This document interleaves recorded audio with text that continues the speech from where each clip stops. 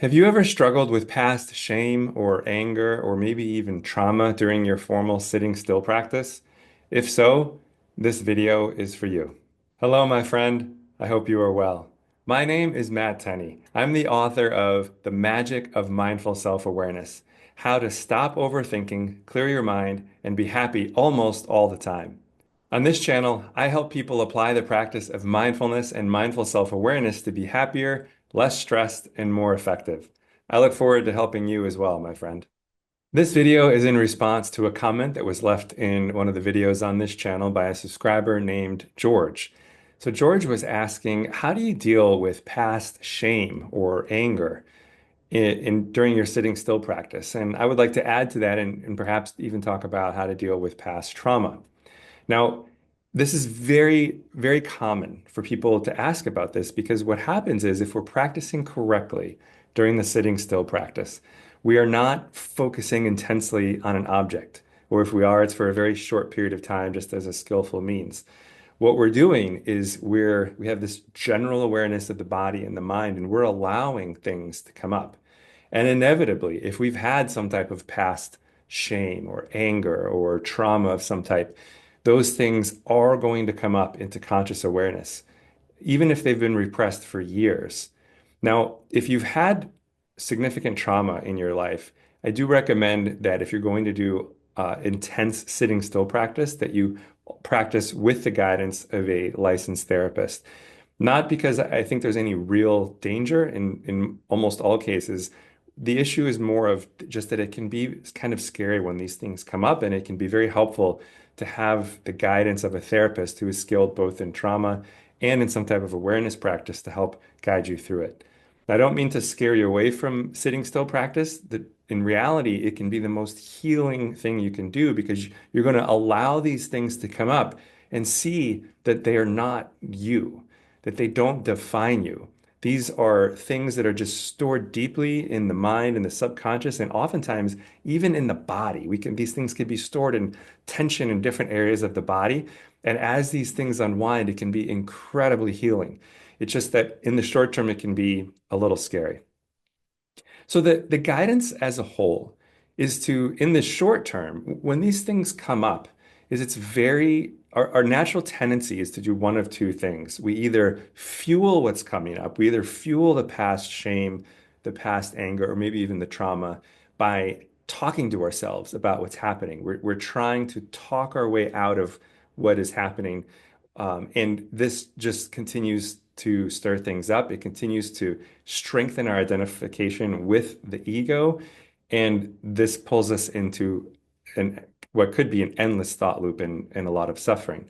The other extreme is that we tend to say, oh, I don't want to deal with that. I'm just going to focus really hard on my breath or something or some other object. I'm going to try to block it out. Neither of these two extremes are helpful, at least not in the long term, and oftentimes not for even very long in the short term. What is much more helpful is as these things come up, is to really, really lean into curiosity. So we want to be like a child who's never experienced this particular moment before and really notice particularly what's happening in the body. So as these things come up, they're going to usually come up. So you might have noticed some tightness and that relaxes a little bit. And as that tightness relaxes, all these thoughts come up about a past shame or a past event that gave rise to anger, maybe some past trauma. And the inclination is to then want to try to deal with the thoughts. And this can be a trap because the thoughts can move very fast and it can be hard to observe them with objectivity without getting pulled into them. So, what I recommend first is just really be curious about the body. How is the body reacting to the memories that are coming up or to the thoughts that are in reaction to those memories, which is very natural as well. The idea is we want to just notice how the body is reacting first. And as we stay with the body for a little bit and just notice how it's reacting, what that tends to do is it creates some space around the thoughts that are coming up and between awareness and thoughts. So instead of operating as though there's no space and it feels as though we are those thoughts coming up, if we can stay with what's happening in the body for a few moments, maybe 5 minutes, depends on how strong the thoughts are. But as we stay with them, this space starts to open up where now we can actually observe thoughts. In the sitting still practice, you could ask a question like, what thoughts are arising now? Or are there any thoughts right now?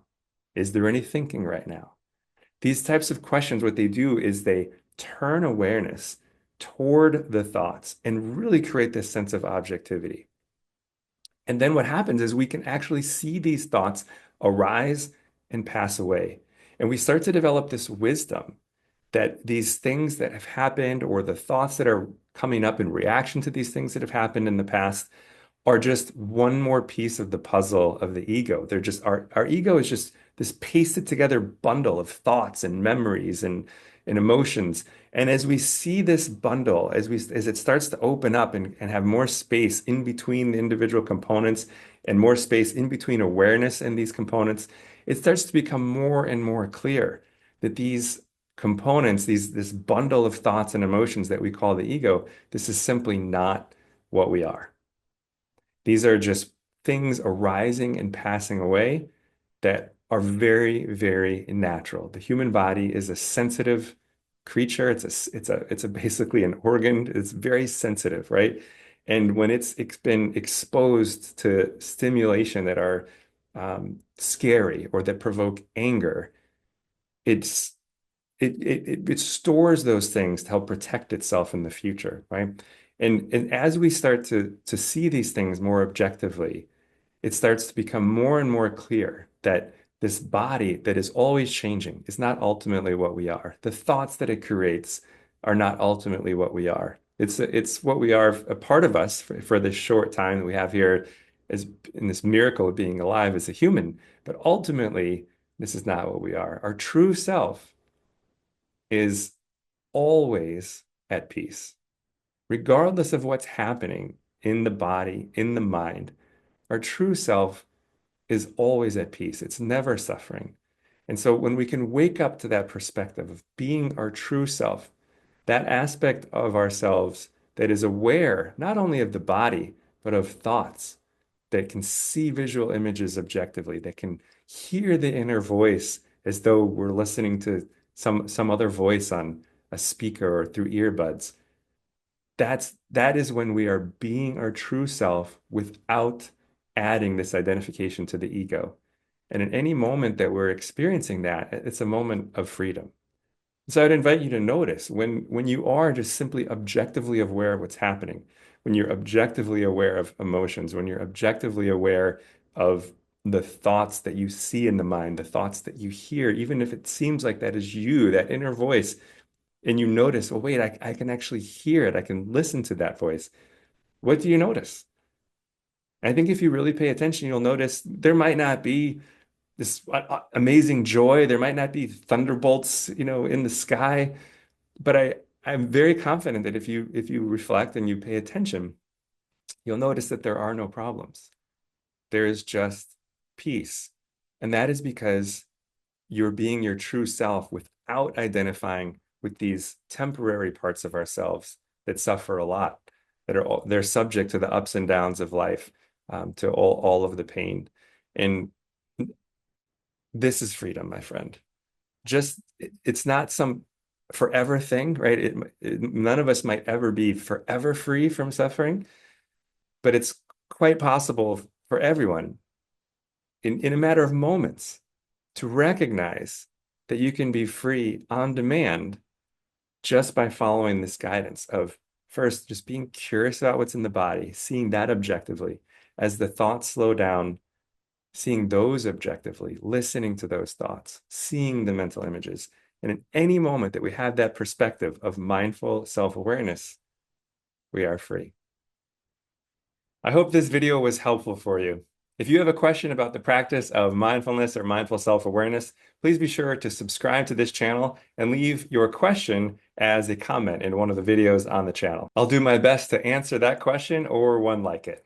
If you'd like a great resource for practicing mindfulness and mindful self-awareness, you might like my book, The Magic of Mindful Self-Awareness: How to Stop Overthinking, Clear Your Mind, and Be Happy Almost All the Time. There's a link in the description. Until next time, may you be happy and kind, my friend.